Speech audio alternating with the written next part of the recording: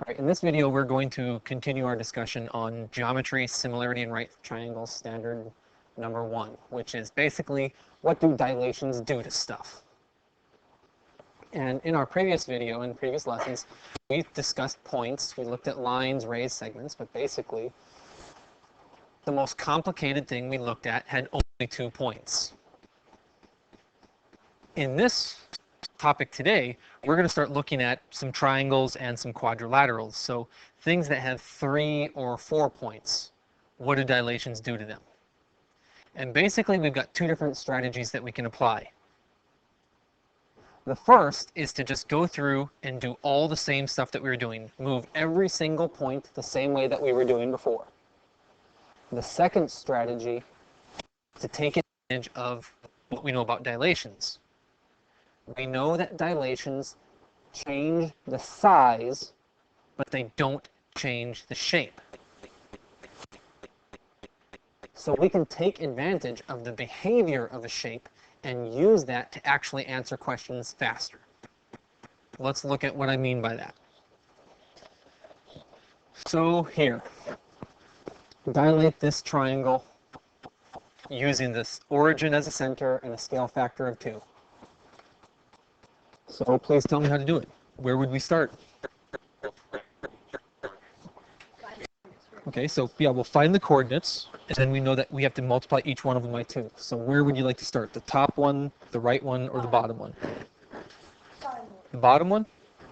Okay, so if we're starting here, that has coordinates 1, -1. And when we move it then, when we dilate it, where does it go? 2, -2. Okay, 2, -2, got moved there. Let's do this point on the right now. Where does it go? Or rather, what is it now? It's currently the point 4, 2. Under the dilation goes to 8, 4. You're absolutely correct. So 4, 5, 6, 7, 8, 2, 4. Here's our point 8, 4. And so we know these 2 pieces are going to connect. And I'd like to make a quick observation. This side length was dilated out toward here. And we can look and see that parallel was maintained the same way that we were doing previously. Well, to finish this, we would just do the same thing for the third point and connect all the dots. That's one correct way to do it. I don't want to move the third point that way, though. Here's another observation we could make. This side is perfectly straight up and down. Yeah, so when we move it, the behavior doesn't change. It's going to be perfectly vertical also. But we also are going to have to pay attention to the scale factor on it. How long is this side? 5. Okay, so with a side length of 5, when we use our scale factor, it'll be 10. Same behavior though. It's still going to go straight up. We just have to count out 10 of them. So 2, 4, 6, 8, 10, and it got moved there. So just connect our third side, and there we have it. We can then see the original shape. Oh, that started slanting on me a little bit. We can compare the original shape. Oh, I wanted blue. The original pre-image and its image under the dilation. It is the same shape, has the same orientation. Everything's the same about it. We just blew it up and made it bigger. Let's look at another example here. Dilate this quadrilateral. Where would you want to start? Okay, we're starting bottom left, which is located at -2, -4, -5, -6, and down 2. So under the transformation, under the dilation, where does that point go? -3, -1, so 1, 2, 3 here. Well, let's make a couple of observations from here. This bottom side is completely horizontal. We know it's going to be completely horizontal because the behavior of the shape does not change. The characteristics don't change, just the size. How long is that bottom part in the pre-image? 1. All right, since this bottom is a length of 14, we know that it's still going to stay horizontal under the dilation, but its size will change. So what's the new size? Absolutely anything. 14 times half is 7, so we can just count over 1, 2, 3, 4, 5, 6, 7, and get the new location for this point. And we didn't even need to figure out the coordinates. We can just use the behavior of the graph. Well, how would you continue now? What would you do next? Okay, Rochelle is recommending taking top left, figure out the coordinates for this one. This is -4, +2. And so we could go through and multiply both of those by half and get the location for it. You are absolutely correct, Rochelle. That is a valid technique. It is not the only correct way to do it, though. Okay, and Josh just made a nice observation that we can pay attention and use slope to do these as well. Well, for this particular problem, I'm looking on the right-hand side because the slope here on this right slant is fairly straightforward. Look at the behavior. It's going from corner to corner to corner, basically with a slope of -1. Well, how many boxes does it go through corner to corner style? 4.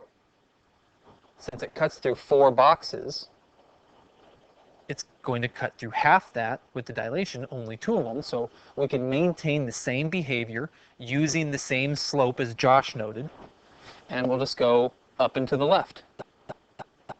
2 places, and now we know that this corner got moved here. We can continue our work. On this particular one, I'm now going to use the flatness of the top.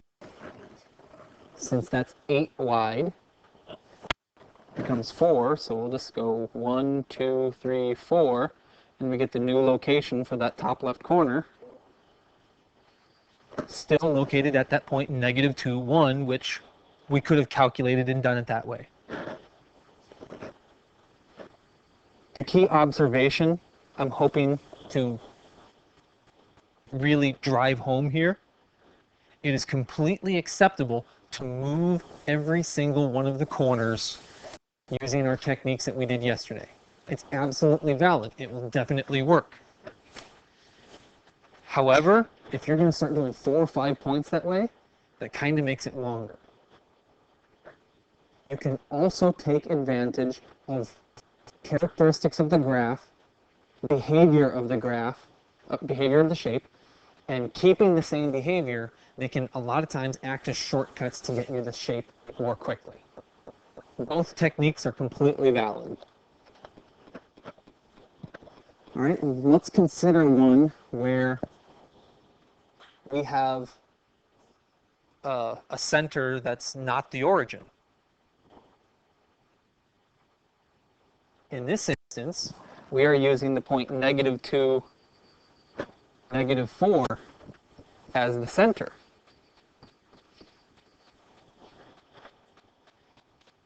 Well, where do these points get moved under the dilation then? I would like to start here with the top point.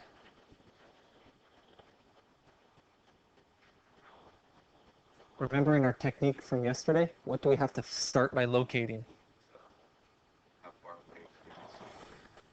We've got to identify these gaps, how far away it is from the center, how far up, and how far right. Or what's the gap going up? And the gap going over. So when we resize this now, the gap up 5 and right 2. Well, let's make certain that we reinforce this part. Anytime we're working with the gaps, please make certain that you always start at the center, because dilations are going to move points starting at the center and away from it. This is from the center up 5, right 2. So when we use our scale factor of 2, the behavior of the gaps doesn't change. This is still what we were talking about in the first couple examples. We can use the behavior and keep it the same. This was up and to the right, so it's going to stay up and to the right. We'll just go up 5, 6, 7, 8, 9, 10. 1, 2, 3, 4. And this peak point got moved there. Using the same behavior. Starting at the center, the original was up and to the right. So the image is also going to be up and to the right. I keep saying it because I really want to drive that point home. Well, let's use this point here on the left. What's the gap from the center? From the center, we had to go 2 to the left. I'm emphasizing left. Here's the scale factor. What's the new behavior? 4 to the left, maintaining the same part of going left, just the size got changed. 2 times 2 gives us 4, so it got moved here. Going to the right, it was a gap of 3 to the right, so 6 to the right. And thus we were able to identify, by paying attention to only the size of the gaps, we're able to identify the overall behavior as well. Using both the direction from the center and the sizes, we can identify then. Let's see how badly I can draw this.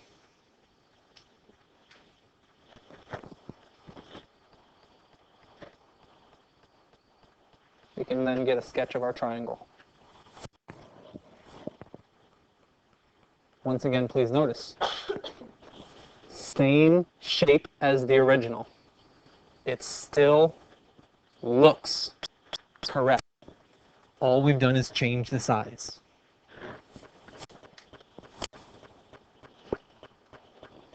Okay, how about this one? Where center is at 4, 5. So 4, 4, 5. Now what?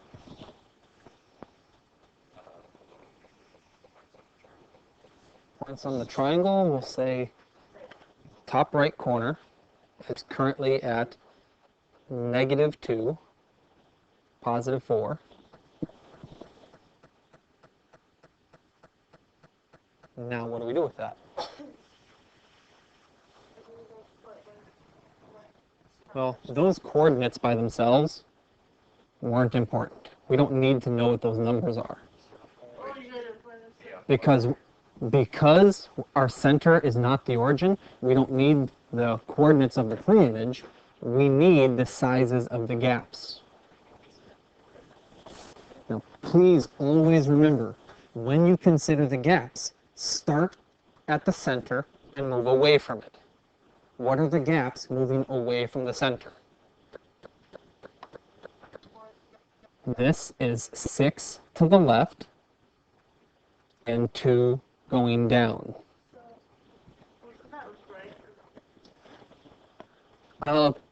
There's the question that you just asked, Tiana, is why I keep emphasizing start at the center. Because although when I drew this piece in yellow, I started here and went up and over, but when we think of the process, dilations always go, it's not 2 down. I don't know why I was thinking 2. Apparently my brain was crooked. Thank you, Rochelle. Getting back to what you were noting, we always go from the center to the preimage because the center is where everything gets pushed away from. It's our pinch point. Okay, so now let's think through the dilation. With a scale factor of half, each of the gaps are cut in half. So 3 going to the left and down a half, that's where it got moved to. What else do we have now?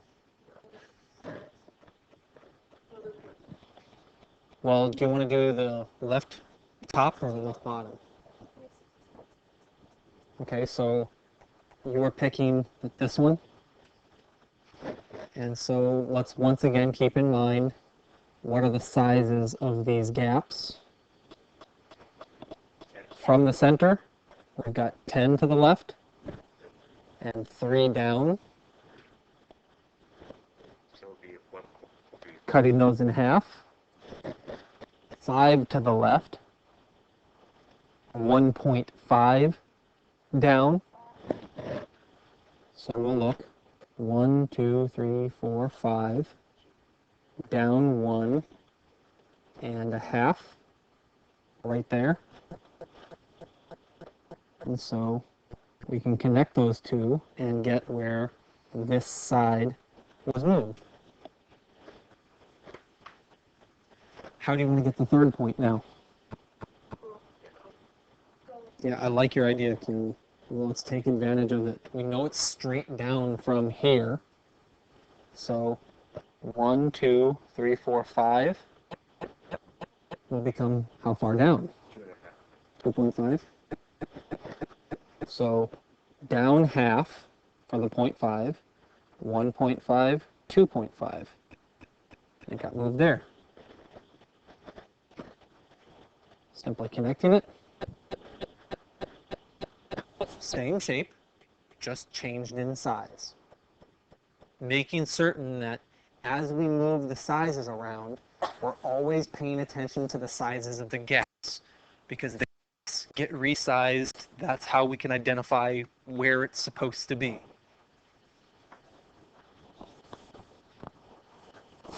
This is my favorite one. Where do you want to start? Okay.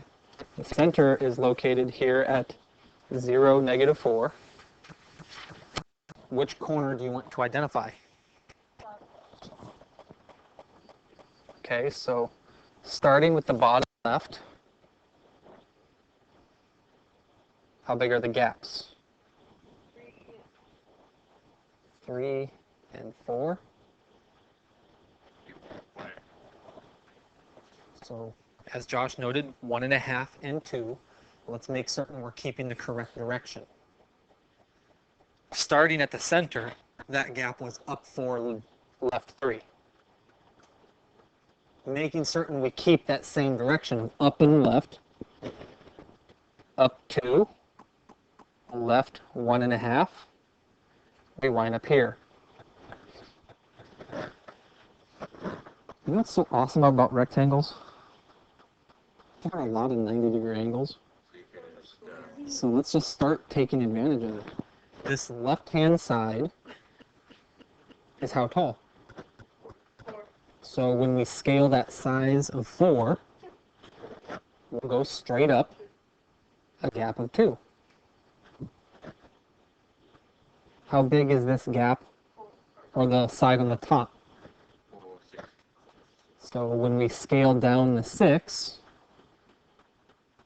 it becomes 3. Maybe it's a little bit tricky here because we're already at a half, so we're at half, 1.5, 2.5, 3. And we get it located there. And then we could come straight down and straight over because, well, it was originally a rectangle. It has to stay a rectangle. And we are now finished. We can see where it went. Kind of sweet, isn't it? And how nice it is just to be able to say, rectangles stay rectangles. We're going to take advantage of the original shape.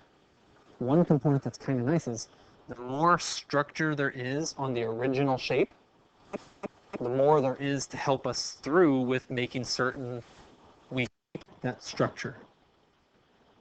And here's our last one that's still pretty cool because although it's not a rectangle, it has a right triangle. It still has that right angle. And so which point do you want to do?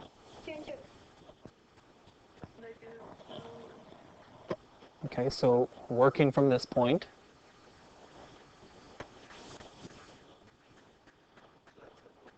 how big are the gaps? 4 and 2. A gap of 4 and a gap of 2. Using our scale factor of 1.5 on those two gaps, 4 will become a gap of 6, and 2 becomes a gap of 3. So making certain to keep the same behavior, up and left, continues with up and left. We'll go up 3, left 6, and here's the new location for the corner. Now what? Okay, moving upward, it was originally a side of 2. So it becomes a side of 3. Becomes a side of 3. 1, 2, 3. And we can also have the side on the bottom, which was originally a 5. So 5 multiplied by 1.5, 7.5. So 1, 2, 3, 4, 5, 6, 7.5. Put right there. And we can simply connect them now and finish off with our triangle. Thus, we're done. Also remind you this last comment, whenever I've been doing these on the board, I've always drawn the gaps down. I'm drawing the gaps so that you can see what I'm thinking. There's nothing that says you have to draw these pieces. You don't need to have them drawn, but you do need to go through the thought process. You can almost have them mentally drawn or counting them. Even if you're not physically drawing them, you still have to go through the thought process there. For many students, and myself included, I think it's a little bit easier if I'm actually drawing it. A lot of times instead of drawing, I'll count by putting my pencil down and just counting along the way. And thus we finished up our topic for today, dilating shapes. And it doesn't matter if it's point, line, ray, segment, triangle, quadrilateral, centered at the origin, centered somewhere else. We've seen how to handle all of those, so at this point we should be pretty good at being able to, we should be fairly skilled dilating shapes in the plane.